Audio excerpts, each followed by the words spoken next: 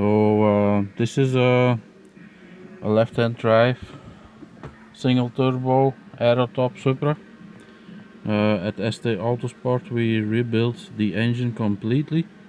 It is running on a Cyvex S6 ECU.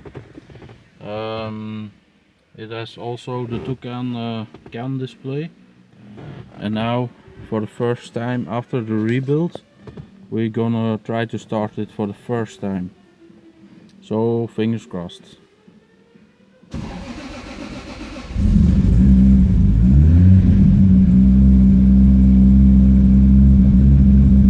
Apparently it started right up, but it smells like fuel, and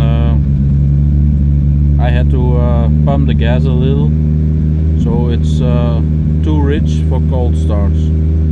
So we need to adjust that, and after that we can do running and mapping.